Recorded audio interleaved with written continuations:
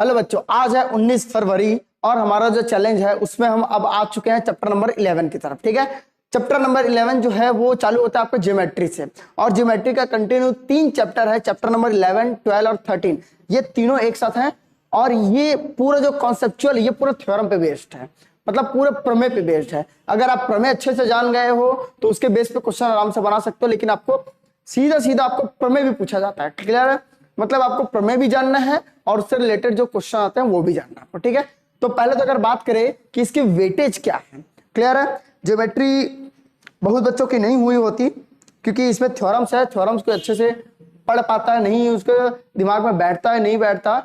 बहुत ईजी है, देखो कैसे करना। देखो तो सबसे पहले अगर वेटेज की बात करते हो तो इस चैप्टर से आपको ऑब्जेक्टिव तो खैर उतना मेरे को हाईलाइट हुआ नहीं कि 3 ऑब्जेक्टिव आ रहा है, लेकिन ये 1 से 2 ही आता है, इसमें 1 से 2 ही ऑब्जेक्टिव आता है। लेकिन एक क्वेश्चन आता है 3 नंबर का और एक क्वेश्चन आता है 4 नंबर का, ये डन है। ठीक है, लेकिन चैप्टर कितने हैं? 3 चैप्टर। तो 3 चैप्टर में ये एक क्वेश्चन आएगा 3 नंबर का, एक क्वेश्चन आएगा 4 नंबर का, मतलब खाली 2 क्वेश्चन में ना। ठीक है, ये तो कर छोड़ दो, वो तो चैप्टर के बीच से कुछ भी उठा के दे देगा, वो उसका बात नहीं करते। बात मेन इसका करते हैं कि एक 3 नंबर का है और एक 4 नंबर का है, और इस चैप्टर में या बोल लो इस यूनिट में 3 चैप्टर है तो बहुत अच्छे अच्छे क्वेश्चन है। अगर इस चैप्टर की अगर मैं बात करूं तो मेजरली 3 थ्योरम है। थ्योरम तो बहुत सारे हैं, प्रमेय बहुत सारे, लेकिन 3 थ्योरम है जो बहुत ज्यादा इंपॉर्टेंट है। ठीक है, अगर उस थ्योरम को आप कर लेते हो, उससे रिलेटेड ज्यादा नहीं, 1-2 क्वेश्चन ही करना है।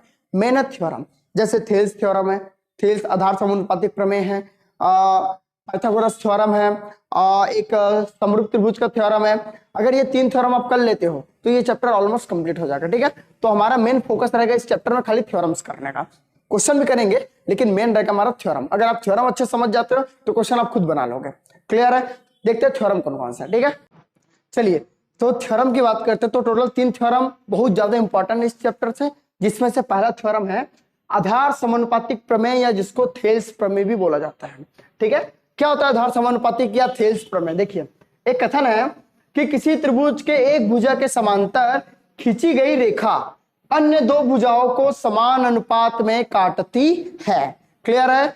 डायग्राम से समझो। ठीक है, देखिए सपोज एक हमारे पास त्रिभुज है, त्रिभुज, ठीक है, एक त्रिभुज है सपोज हमारे पास, त्रिभुज A B and C. Clear? त्रिभुज ए बी और सी। ठीक है, किसी त्रिभुज के एक भुजा के समांतर खींची गई रेखा अन्य 2 भुजाओं के, मतलब एक भुजा के समांतर आप रेखा खींचोगे। सपोज मैंने एक रेखा खींचा यहां पे, क्या डी और ई, क्या खींचे? डी और ई। क्लियर है? डी और ई, इस भुजा के समांतर मैंने एक रेखा खींचा। अब कथन क्या बोल रहा है कि अगर आप इसी त्रिभुज के एक भुजा के समांतर एक रेखा खींचोगे तो ये अन्य 2 भुजाओं को काट रही है, और किसमें काटेगी? समान अनुपात में काटती है। कहने का मतलब ये है यहां डी से काट रही है, यहां ई से काट रही है, तो एडी अपॉन डीबी जब निकालोगे ना तो एग्जैक्ट निकलेगा क्या? एई अपॉन ईसी, मतलब दोनों आपस में क्या रहेंगे? बराबर। मतलब आपको प्रूफ क्या करना है? प्रूफ ये करना है कि एडी अपॉन डीबी इक्वल्स एई अपॉन ईसी, एई अपॉन ईसी, ये आपको करना है प्रूफ।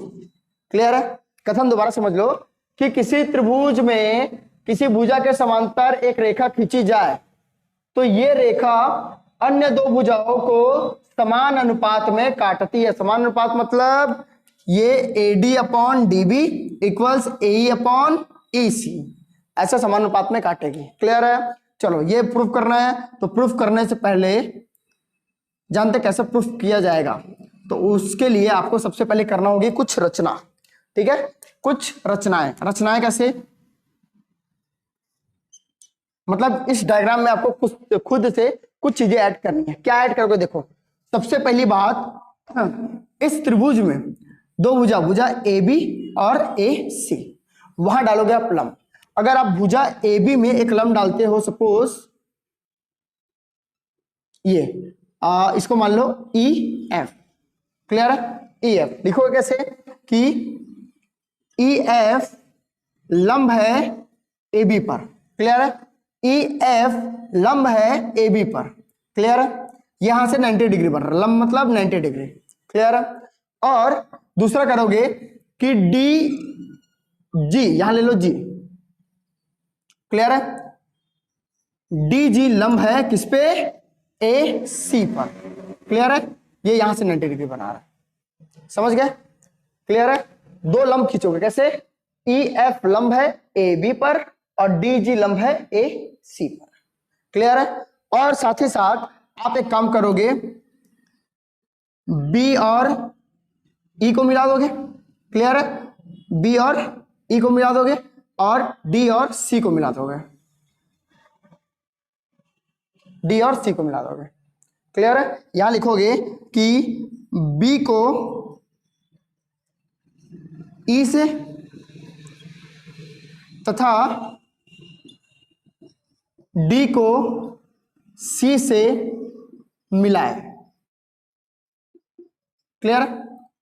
किसको किसको, बी को ई से और डी को सी से मिलाए, क्लियर है।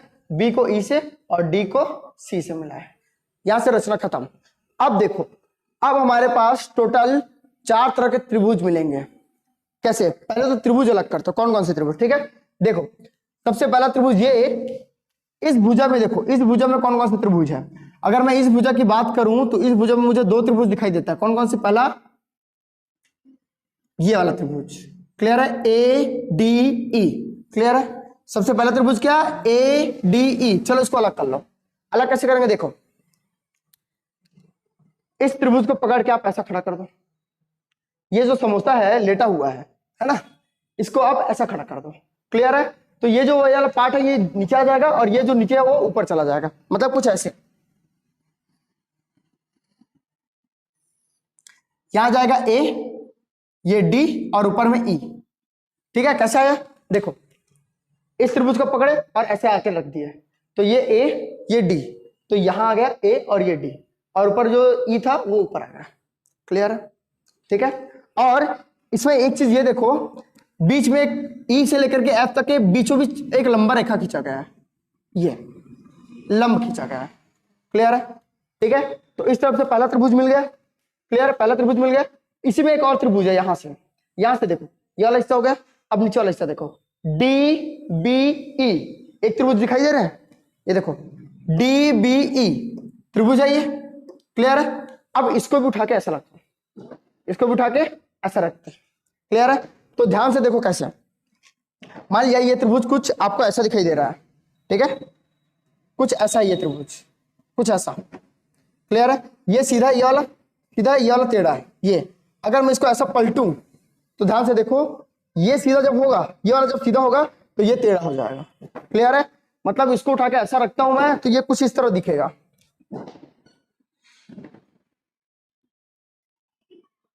ऐसा, ये ज्यादा ही झुक गया,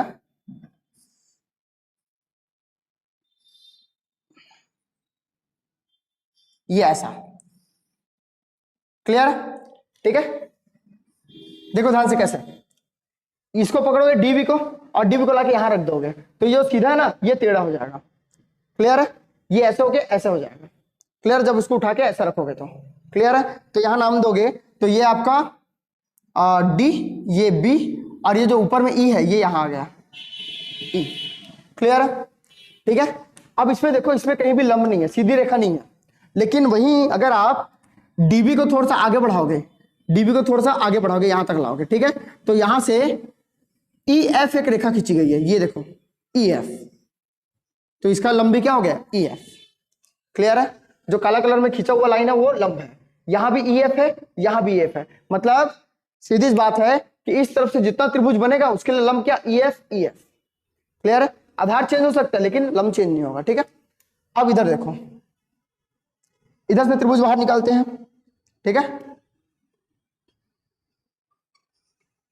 इधर से त्रिभुज बाहर निकालते हैं। तो जैसे इधर में इधर से निकाल लेते हो वैसे इसको भी ऐसे निकालोगे आप, इसको पकड़ के अगर ऐसा निकालते हो तो ये कुछ ऐसा बनेगा,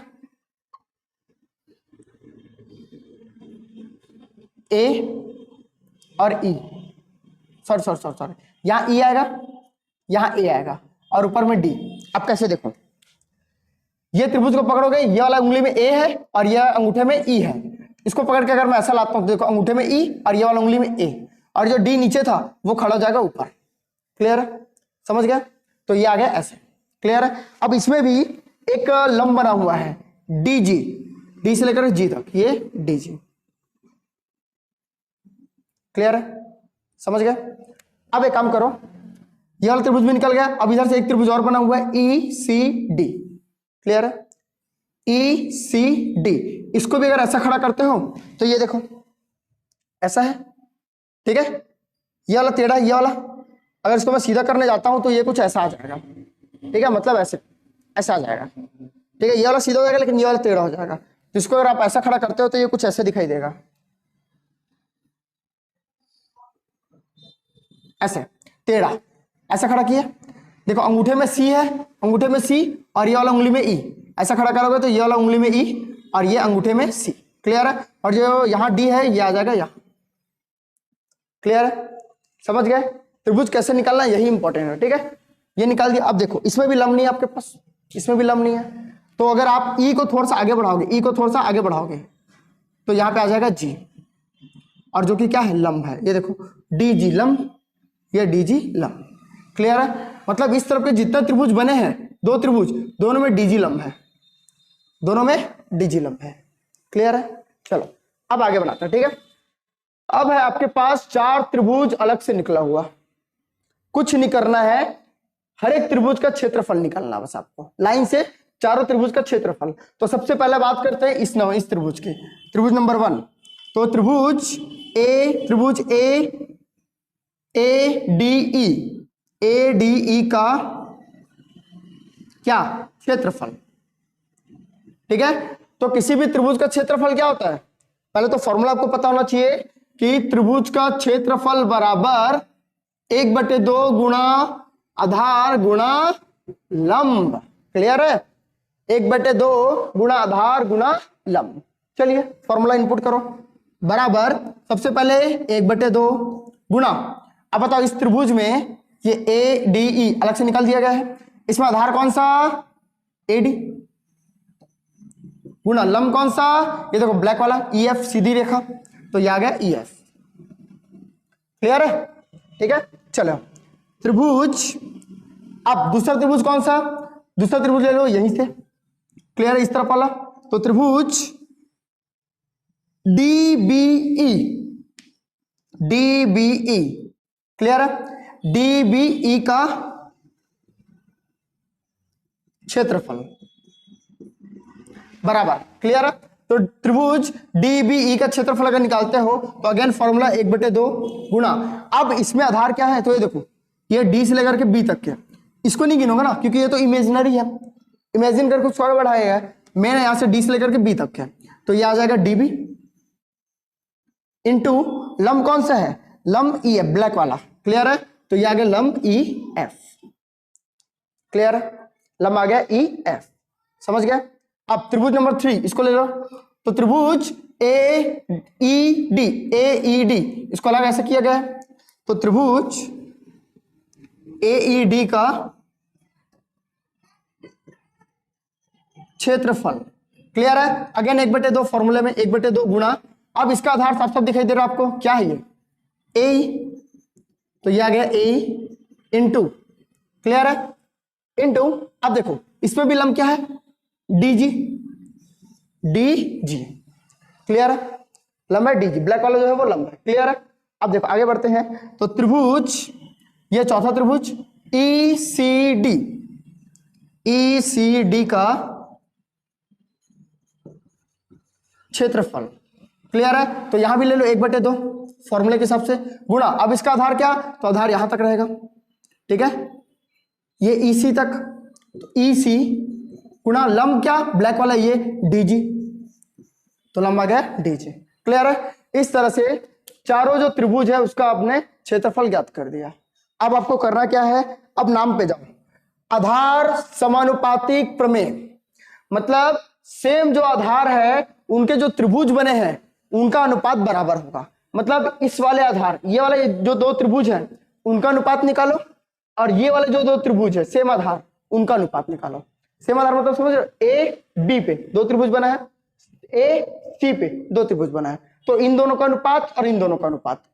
ठीक है, अब देखो तो त्रिभुज इधर से कौन सा ए डी ई, पहला त्रिभुज ये ए डी ई का क्षेत्रफल बटे ये वाला त्रिभुज कौन सा है डी बी ई, त्रिभुज डी बी ई का क्षेत्रफल बराबर, क्लियर है, बराबर।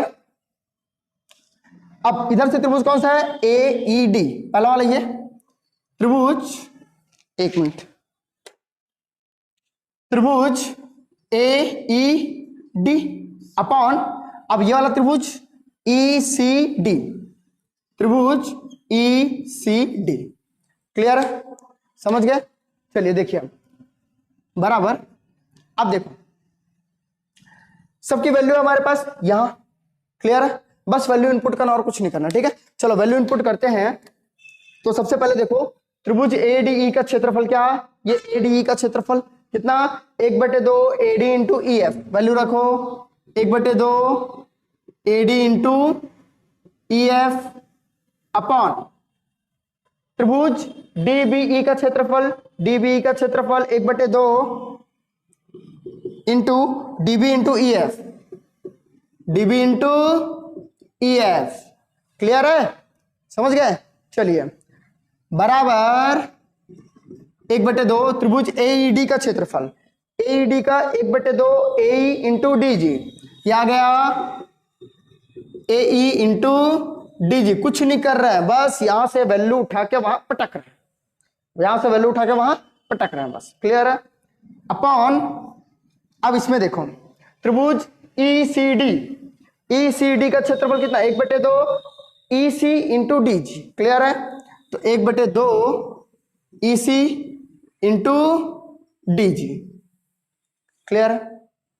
यहां से थ्योरम खत्म, कैसे खत्म देखो, अब एक स्टेप बाकी है, कंप्लीट हो जाएगा थ्योरम। कैसे देखो 1/2 कैंसल, ई एफ कैंसल, क्या बचा यहां से एडी बचा ऊपर में, नीचे बचा डीबी इक्वल, यहां से 1/2 कैंसल, डीजी कैंसल, क्या बच गया एई अपॉन ईसी, क्या बचा ईसी, तो ये आ गया आपका क्या थ्योरम, यही हमको क्या करना था प्रूफ करना था, AD upon DB is equal AE upon EC, AD upon DB is equal AE upon EC, मतलब क्या एडी अपॉन डीबी, इसका जो अनुपात होगा वो बराबर होगा एई अपॉन ई सी के, इसके अनुपात के, और इसी को बोला जाता है आधार समानुपातिक प्रमेय या थेल्स प्रमेय, थेल्स थ्योरम, क्लियर है।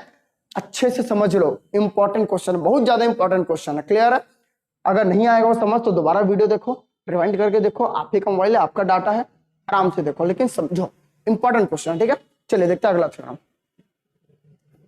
चलिए तो थ्योरम नंबर 2 बात करने से पहले हम बात करेंगे एक प्रॉपर्टी की जो कि है समरूपता।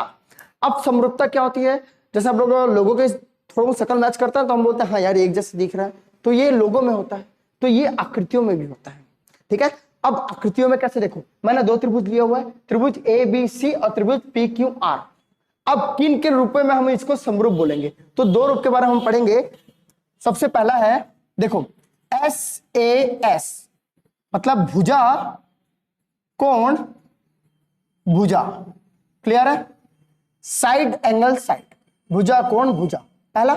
दूसरा है एस एस एस, साइड मतलब भुजा भुजा और भुजा, साइड साइड और साइड, क्लियर है। कहने का मतलब यह है कि दो त्रिभुज ऐसे लो, ठीक है, जिनमें अगर एक कोण बराबर हो, एक कोण बराबर हो और दो भुजाएं जो है उनके संगत, अगर उनका सेम अनुपात है तो वो दोनों क्या होंगे समरूप होंगे, या तीनों भुजाओं का जो अनुपात अगर वो समान है तो वो होंगे समरूप। कैसे देखो अनुपात समान है का क्या मतलब होता है, देखो इसमें देखो एस ए एस, ठीक है, एक कोण सपोज ये देखो यहां 90 डिग्री है, यहां 90 डिग्री है, तो angle B is equal angle Q, angle B is equal angle Q, तो पहला ए हो गया, क्लियर है। अब एस एस कैसे प्रूफ करोगे, देखो एस एस ये नहीं बोला जाता कि जैसे ये भुजा है तो इसके बराबर ये होना चाहिए, वो तो है ही नहीं, वो तो नहीं है ना, ये तो छोटा ये बड़ा है, तो ये समरूप कैसे हुआ। समरूप कहने का मतलब ये है कि अगर आप इसका अनुपात और इसका अनुपात अगर निकालते हो, मतलब A B upon B C, clear है। इसके दो भुजाएं लिए कोण के संगत वाला, तो इसके दो भुजाओं भी कोण के संगत वाला लोगे, और उनमें अगर अनुपात निकालते हो P Q upon Q R, और अगर ये अनुपात बराबर निकलती है, क्लियर है, तब वो होगा समरूप। कहने का मतलब ये है कि एक कोण बराबर होना चाहिए, जो कि है, और इसको अगर मैं भाग देता हूं ए बी का साइज और बी सी के साइज को, तो एग्जैक्ट निकलेगा पी क्यू और क्यू आर के भाग वाले वैल्यू के। क्लियर, मतलब इन दोनों का अनुपात और इन दोनों का अनुपात संगत भुजा है ना, यहाँ ए बी बी सी लिए तो यहाँ पी क्यू और क्यू आर, अगर यहाँ ए बी और ए सी लेते तो यहाँ पी क्यू और पी आर लेते, मतलब एक ही जैसा, ठीक है। तो संगत भुजा जिसको बोला जाता है, तो A B upon B C equal P Q upon Q R, अगर ये हुआ तब वो कहलाएगा समरूप। क्लियर है। तो पहला स्टेज, पहला ये है कि तीसरी भुजा जो है वो समान अनुपात में हो ना हो फर्क नहीं पड़ता, अगर एक कोण और दो संगत भुजाएं आपस में बराबर हो जाता है। क्लियर है।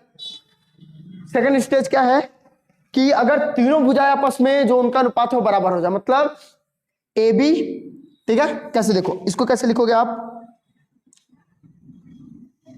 ए B upon P Q, clear, संगत भुजा A B upon P Q, clear, बराबर इसका B C upon Q R, B C upon Q R, clear, और तीसरा A C upon P R, A C upon P R, clear है। कैसे कैसे, संगत भुजाओं का अनुपात A B upon P Q, B C upon Q R और A C upon P R, clear है। अगर ये आपस में बराबर ये अनुपात, तो वो भुजा, वो जो दो त्रिभुज है वो क्या होंगे, समरूप होंगे। अब इसी पे बेस्ड है हमारा थ्योरम नंबर 2।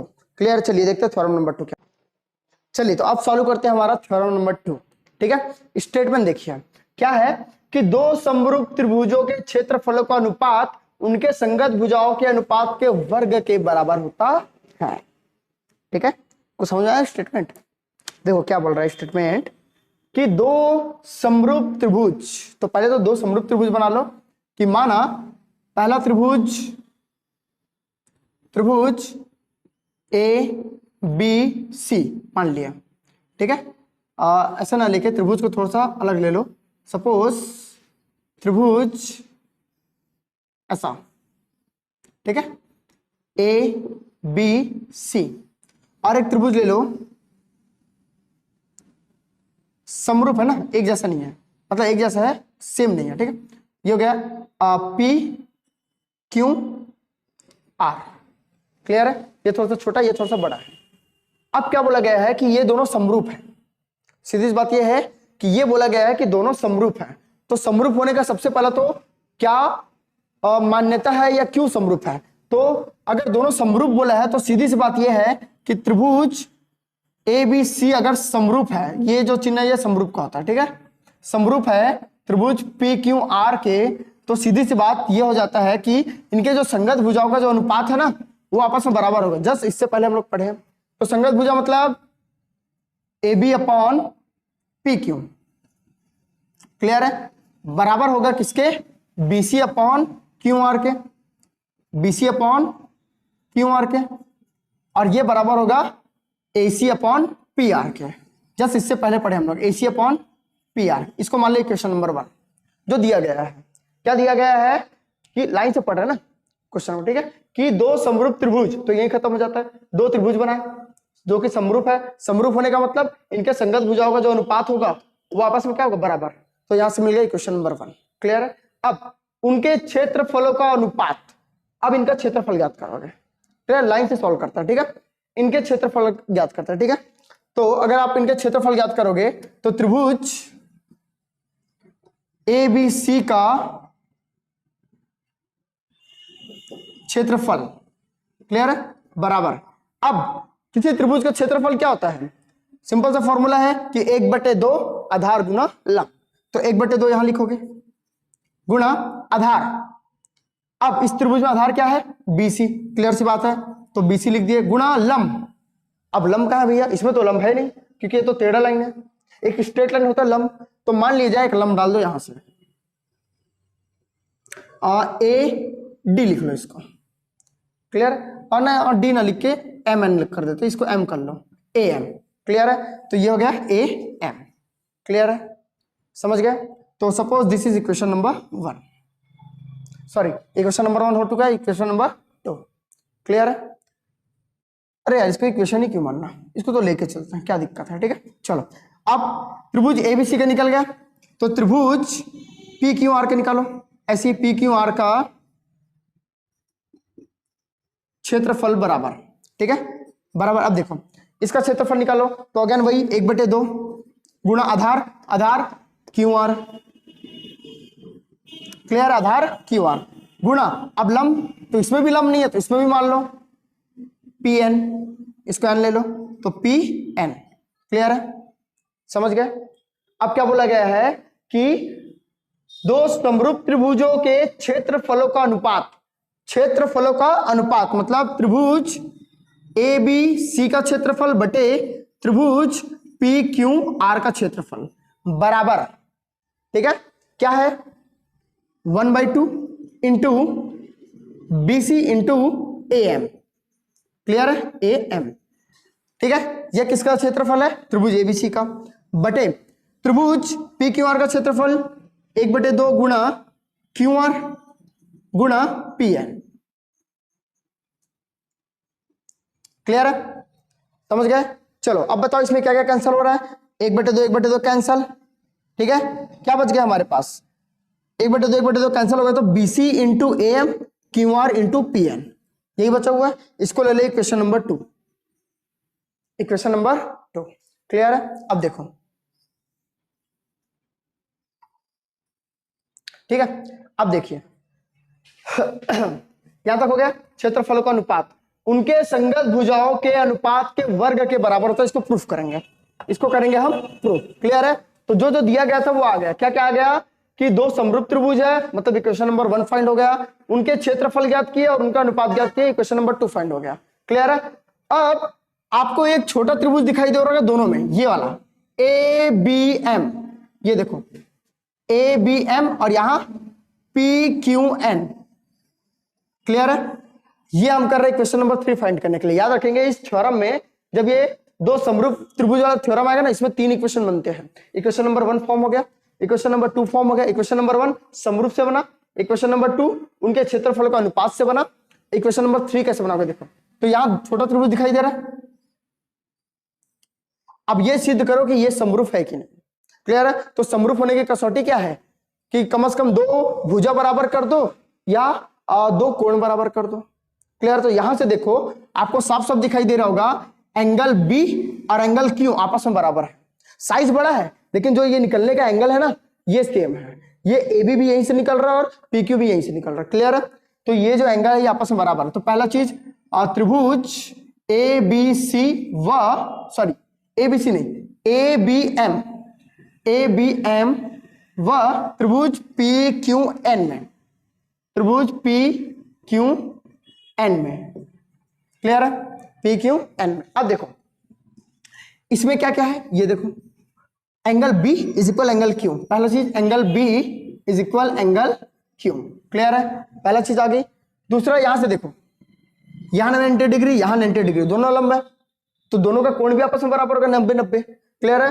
तो angle M is equal angle N, both are 90 degrees, both are 90 degrees, clear है। अब देखो अगर 2 कोण आपस में बराबर हो गए मतलब ऑलमोस्ट क्या हो गया, ये समरूप हो गए। तो यहां से लिख सकते हो अतः त्रिभुज ए बी एम जो है वो समरूप है किसके, त्रिभुज पी क्यू एन के, क्लियर है।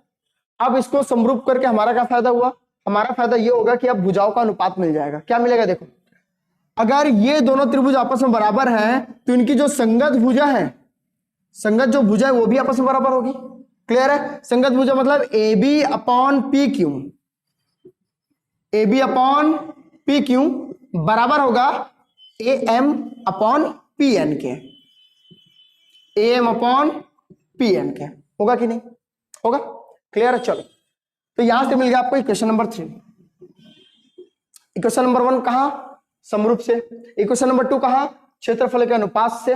क्लियर है। क्वेश्चन नंबर 3 कहां से? ये छोटे छोटे दो त्रिभुजों से। क्लियर है। इनके दो कोण हमने आपस में बराबर किए तो वो समरूप निकल गया। समरूप निकला तो इनके जो संगत भुजा है उनका जो अनुपात रहेगा वो आपस में बराबर रहेगा। Equation number 3। क्लियर है। अब देखो इक्वेशन नंबर 1 और 2 को ध्यान से देखो। ठीक है। समीकरण पहले समीकरण 1 व 2 से। क्लियर है। समीकरण 2 क्या है? देखो BC अपॉन, देखो BC into AM, BC into AM upon QR into PN, QR into PN। Clear है। BC upon QR, AM into PN। Clear है। AM into PN। क्लियर। अब देखो समीकरण 1 व 2 से, ये समीकरण 2 है। समीकरण 1 में ध्यान से देखो BC अपॉन QR जो है, BC अपॉन QR इसको लिख सकते हो आप AB अपॉन PQ। हाँ कि ना? लिख सकते हो AB अपॉन PQ। क्लियर है। तो यहां लिख लो आप क्या, इसके जगह में यह जाएगा AB अपॉन PQ। ठीक है। अब गुणा में क्या बचा? AM upon PN। क्लियर है। क्या हुआ? देखो BC अपॉन QR, इसके जगह में BC अपॉन QR की जगह में AB upon PQ। Equation number 1 में ये दोनों आपस में बराबर है। ठीक है। तो ये वाले को हटा के क्या लिख दोगे? AB अपॉन PQ और ये सेम का सेम। क्लियर है। अब इसमें देखो समीकरण 1 से, समीकरण 1 से सॉरी समीकरण 3 से, समीकरण 3 से अब देखो AM upon PN, AM upon PN। Clear है। अब इसके जगह में भी आप लिख सकते हो AB अपॉन PQ। हाँ कि ना? लिख सकते हो AB अपॉन PQ। देखो तो यह आ जाएगा AB अपॉन PQ पहले से था, बराबर यह आ जाएगा AM अपॉन PN की जगह, AM अपॉन PN की जगह AB upon PQ into AB upon PQ। Clear है। और ये क्या हो गया? यहां से हो गया AB इंटू AB, तो AB upon PQ into PQ, तो PQ का होल स्क्वायर आया कि नहीं? AB upon PQ into AB upon PQ, तो AB अपॉन PQ का होल स्क्वायर। क्लियर है। तो उनके भुजाओं के वर्ग के बराबर होगा। इक्वेशन नंबर 2 कहां से आया था? क्षेत्रफल के अनुपात से आया था। तो इसको आप डायरेक्ट लिख सकते हो बराबर त्रिभुज ABC अपॉन त्रिभुज PQR। तो उनके त्रिभुजों का जो क्षेत्रफल है, क्षेत्रफल का जो अनुपात है वो उनके संगत भुजाओं के अनुपात के वर्ग के बराबर होता है।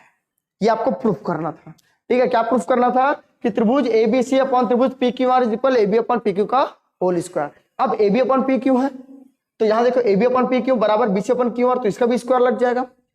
AC अपॉन PR इसका भी स्क्वायर लग जाएगा। तो मतलब सभी संगत भुजाओं का जो वर्ग है वो बराबर है। क्लियर है।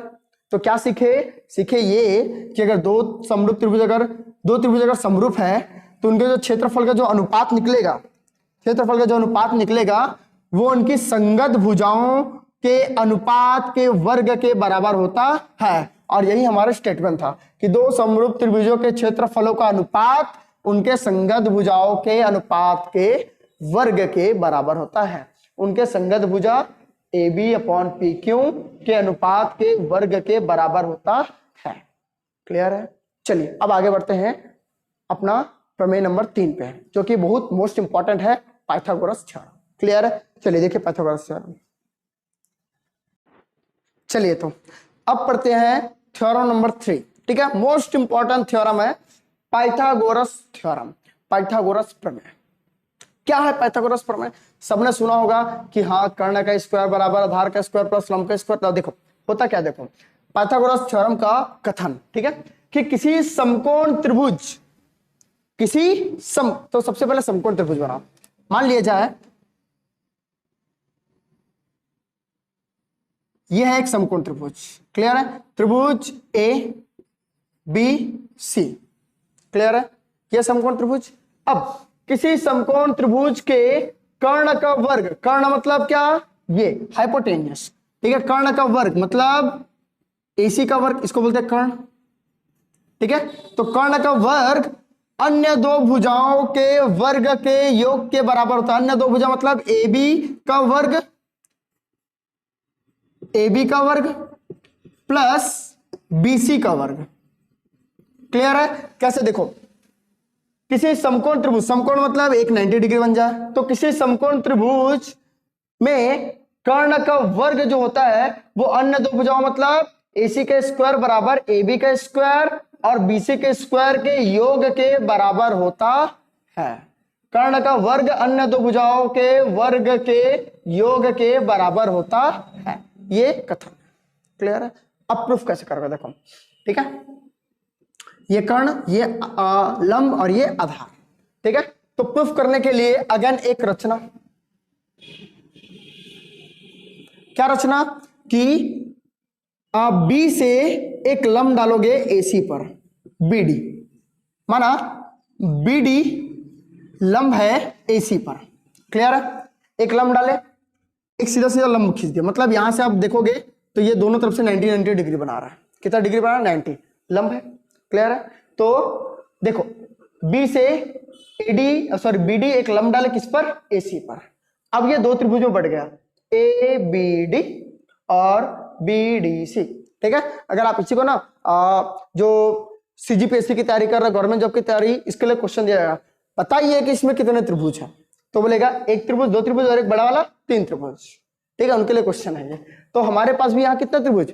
3 त्रिभुज, ठीक है? एक बड़ा त्रिभुज ABC, एक छोटा त्रिभुज ABD और एक छोटा त्रिभुज DBC, मतलब टोटल 3 त्रिभुज। क्लियर है? जोड़ी कैसे बनाएंगे? एक बड़ा एक छोटा। क्लियर है? एक बड़ा और एक छोटा। क्लियर है? अब देखो कैसे, त्रिभुज, सबसे बड़ा त्रिभुज, ठीक है? एक त्रिभुज, एक बड़ा लेंगे एक छोटा लेंगे, ठीक है? तो पहले एक छोटा ले लो, ABD या ADB, ADB व ADB या 90 डिग्री इसलिए ADB व ABC में, ABC में। क्लियर? कुछ नहीं करना, आपको समरूपता प्रूफ करना है, ठीक है? एक छोटा त्रिभुज ADB और एक बड़ा त्रिभुज ABC, ठीक है? अब देखो दोनों में क्या क्या समानता है। क्लियर है? तो सबसे पहली बात ये देखोगे कि आप अगर ABC को देखो तो B बना है 90 डिग्री एंगल। अच्छा, पहले तो ADB है, तो देखो ADB में D बना है 90 डिग्री, तो D, एंगल D जो है वो 90 डिग्री है।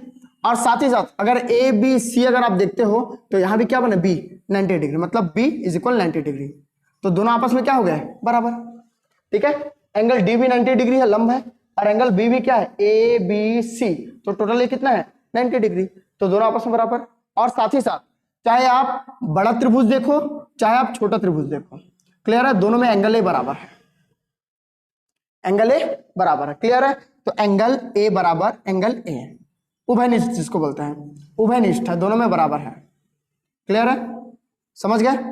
तो मतलब अगर आपने दो एंगल प्रूफ कर दिया, ठीक है, दो कोण अगर आपने प्रूफ कर दिया, मतलब क्या? वो एक दूसरे के समरूप हो गए। अतः त्रिभुज ADB समरूप है त्रिभुज ABC के। क्लियर है? क्या किए? दोबारा सुनो, एक छोटा त्रिभुज ADB और एक बड़ा त्रिभुज ABC।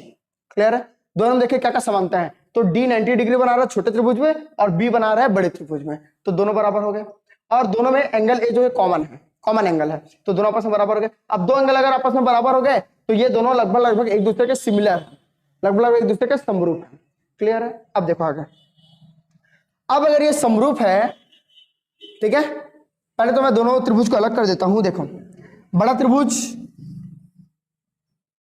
ABC, बड़ा छोटा कर दिया मैंने, अलग से निकाल लिया, ठीक है? और एक छोटा त्रिभुज जिसको अगर मैं ऐसा खड़ा करता हूं, देखो ऐसा खड़ा हो गया, तो यह आ गया B, यहां D और यहां A, इसको उठा के मैंने ऐसा रख दिया, ये ऐसा। क्लियर है? और कुछ नहीं किया, ऐसा, ये ऐसा आ गया, ठीक है? अब देखो यहां एंगल D बराबर था, यहां भी 90 डिग्री, यहां भी 90 डिग्री, और दोनों में एंगल A बराबर है, बराबर है, एंगल है। क्लियर है? तो दोनों का समरूप। अब अगर ये दोनों समरूप हैं तो इनकी जो संगत भुजाओं का अनुपात होगा वो भी बराबर होगा, होगा कि नहीं? संगत भुजाओं का जो अनुपात है वो भी बराबर होगा। तो संगत भुजा कौन कौन सी? देखो, पहले वाले में लोगे, जब पहला ग्रुप बना रहे तो उसमें लोगे, याद रख लो, कर्ण बटे लंब बटे कर्ण, मतलब ये लंब वाला लोगे और ये कर्ण वाला लोगे, याद रख लो ना, इसको पेयर को याद रख लो, ये लंब लोगे और ये कर्ण लोगे। क्लियर है? तो लंब इसका देखो ए बी, क्लियर है, इसका लंब क्या हो गया ए डी, बराबर इसका कर्ण क्या है ए सी, बोलो इसका कर्ण क्या है ए बी। क्लियर है? समझ गए? लंब अपॉन लंब, क्लियर है, परपेंडिकुलर अपॉन परपेंडिकुलर, और कर्ण बटे कर्ण, हाइपोटेनियस अपॉन हाइपोटेनियस। ठीक है? संगत भुजा जिसको बोलते हैं, इसका लंब लिए तो इसका लंब का अनुपात, इसका कर्ण लिए तो इसका कर्ण। क्लियर है? तो A B upon A D is equal A C upon A B. Clear है? ये आ गया। चलो एक काम करो, यहां से कर लो, इसको यहां ले जाओ, इसको यहां, ये डिवाइड में, यह आ जाएगा गुणा में, तो A B into A B is equal यहां ए सी इंटू ये इधर आ गया ए डी। क्लियर है? तो A B into A B मतलब ए बी स्क्वायर, तो ए बी का whole square is equal A C into A D. Suppose ये इक्वेशन नंबर 1। क्लियर है? Suppose this is equation number 1 कि A B square is equal A C into A D. Clear है? चलिए आगे बढ़ते हैं। ठीक है, अब देखो, अब आपको क्या करना है, ये वाला त्रिभुज की बात हो गई। ठीक है, अब अगेन एक बड़ा त्रिभुज, बड़ा त्रिभुज मतलब त्रिभुज ए बी सी, व अब एक छोटा, छोटा कौन सा बचा, ये वाला बचा बी डी सी बचा हुआ है, ये वाला छोटा बी डी सी, तो ले लो त्रिभुज बी डी सी। क्लियर है? दोनों त्रिभुज को अलग कर लो, तो एक ए बी सी तो यहां अलग है बना हुआ है, इसको अलग करते हो तो इसको ऐसा खड़ा कर लो। क्लियर? इसको अगर मैं खड़ा करता हूं तो ऐसा आएगा, देखो इसको पकड़ के एक काम करो, इसको ना ऐसा खड़ा कर दो, ऐसे ऐसे, बस यहां से उठा दो तो सी जाएगा ऊपर, ये सेम का सेम रहेगा, मतलब डी यही रहेगा और बी यही रहेगा। क्लियर है? ये ऐसे उठेगा, ये आ गया सी। क्लियर है? इसको मैंने ऐसे करके ऐसा टिंगू को उठा दिया। ठीक है, समोसा लेटा हुआ था, इसको खड़ा कर दिया मैंने, तो ये ऐसा बन जाएगा। क्लियर है? ये सी जो डाउन है ये सबसे ऊपर चला जाएगा। क्लियर है? थोड़ा सा सीधा कर लोगे तो ये ऐसा आ जाएगा। क्लियर है? चलिए अब देखो दोनों में क्या क्या समानता है। ठीक है, तो दोनों में आपको समान क्या क्या दिखाई देगा, एंगल सी और एंगल सी समान है, angle C is equal angle C, उभयनिष्ठ, उभयनिष्ठ। क्लियर है? और एंगल डी 90 है और एंगल बी 90 है, तो angle B is equal angle D, both are 90 degrees. Clear है? दोनों 90 डिग्री है। अब मतलब क्या, दोनों फिर से सिमिलर हो गए, तो similar A B C similar है किसके, त्रिभुज बी डी सी के। क्लियर है? सिमिलर है। चलिए चलिए एक चीज यहां देखिए, यहां ना इस त्रिभुज का हम ऐसे उठाते हैं, ऐसा ना उठा के इसको ऐसा उठाओ। ठीक है, इसको आधार को सेम रहने दो। ठीक है, मतलब आधार डीसी ही रहेगा, तो यहां सी आ जाएगा और इसको अगर उठाओगे तो यहां आ जाएगा बी। क्लियर है? बस इतना ही फर्क है। ठीक है, इसको ऐसे उठाओ, ये आधार जो है उसको चेंज नहीं करना है। ठीक है, अब देखो, अब अगर इसको हम बनाते हैं तो अब अगर ये समरूप है, मतलब इनकी जो संगत भुजाएं हैं वो भी क्या हो जाएंगे, आपस में बराबर हो जाएंगे। क्लियर है? अब कैसे बराबर होंगे देखो, तो सबसे पहले बात करते हैं इसमें कौन कौन से अनुपात लोगे। ठीक है, आप अनुपात लो। सबसे पहले पहले वाले में क्या लिया था, हमने लिया था लंब बटे कर्ण, इसमें लोगे आप आधार बटे कर्ण। क्या लेंगे, आधार बटे कर्ण। क्लियर है? तो सबसे पहले आधार, तो इसका आधार क्या है बीसी। क्लियर है? इसका आधार क्या है डीसी। क्लियर है? इसका आधार बीसी, इसका डीसी। क्लियर है? बराबर अब कर्ण ले लो, तो इसका कर्ण एसी अपॉन इसका कर्ण क्या है बीसी, तो ये आ गया बीसी। क्लियर है? इसमें लिए थे लंब, देखो लंब बटे कर्ण, इसमें लोगे आधार बटे कर्ण। क्लियर है? एक लंब बटे कर्ण और एक आधार बटे कर्ण। ठीक है, तो सेकंड जोड़ी में आधार बटे कर्ण, तो आधार बटे कर्ण। क्लियर है? अब देखो इसको सॉल्व करो, तो बीसी इंटू बीसी मतलब बीसी स्क्वायर इज इक्वल, यहां हो जाएगा एसी इंटू डीसी हो जाएगा। सपोज इसको ले ले इक्वेशन नंबर 2। क्लियर है? अब समीकरण 1 और 2 को जोड़ दो, समीकरण 1 व 2 को जोड़ने पर। क्लियर है? तो देखो समीकरण 1 क्या है, ए बी स्क्वायर और यहां बीसी स्क्वायर, तो A B square plus BC square. Clear है? इक्वल यहां AC into AD, AC into AD plus यहां क्या है एसी इंटू डीसी। क्लियर है? Left hand plus left hand और right hand plus right hand जोड़ दिए। क्लियर है? अब देखो इन दोनों में कॉमन क्या है, AC, AC बाहर निकालो, पहले इसको लिख लो कि AB का स्क्वायर प्लस BC का स्क्वायर इज इक्वल, दोनों में कॉमन क्या है AC, क्लियर है। यहां से क्या बचा, AD प्लस यहां से DC बचा। अब देखो ध्यान से, AC कॉमन निकाले, AD प्लस DC। अब देखो AD plus DC, AD plus DC ultimately क्या बन गया, ये AC बनेगा। AD plus DC is equal AC, इसको और इसको जोड़ देंगे बड़ा वाला बन जाएगा AC, तो इसके जगह में क्या लिख सकते हो आप, इंटू AC लिख सकते हो। अब AC इंटू AC मतलब AC का स्क्वायर, तो आ गया AB square plus BC square is equal AC square, हो गया प्रूफ, क्लियर है। AC मतलब कर्ण, BC मतलब आधार और AB मतलब लंब, क्लियर है। तो लंब का स्क्वायर प्लस आधार का स्क्वायर बराबर क्या, कर्ण का स्क्वायर, दैट्स ऑल, क्लियर है। तो इस तरह से आपका होता है पाइथागोरस थ्योरम, खत्म, समाप्त, फिनिश, ठीक है। इस चैप्टर में हम खाली थ्योरम्स किए हैं, 3 थ्योरम किए हैं और यही इंपॉर्टेंट थ्योरम, क्योंकि इस चैप्टर से क्वेश्चन आने के बहुत कम चांसेस हैं, मतलब रिटन को सॉल्व करने वाले क्वेश्चन इस चैप्टर से ज्यादा उम्मीद ये है कि थ्योरम्स आए, और जो 3 इंपॉर्टेंट थ्योरम है वो 3 इंपॉर्टेंट थ्योरम मैंने कर दिया है। अगर इससे रिलेटेड क्वेश्चन भी आता है, तो अगर आपको थ्योरम अच्छे समझ में आया है तो आप क्वेश्चन भी कर सकते हो। तो कुछ कुछ इंपॉर्टेंट क्वेश्चन है जो आप खुद से कर सकते हो, तो मुझे बताने की जरूरत नहीं है, मैंने खाली थ्योरम बताया जो कि क्रिटिकल है, समझ में नहीं आते तो वो मैंने आपको समझा दिया अच्छे से, ठीक है, क्लियर है। तो आज ये चैप्टर यही हम करते हैं खत्म, हम खाली थ्योरम्स किए, नेक्स्ट चैप्टर कल, चलिए गुड बाय।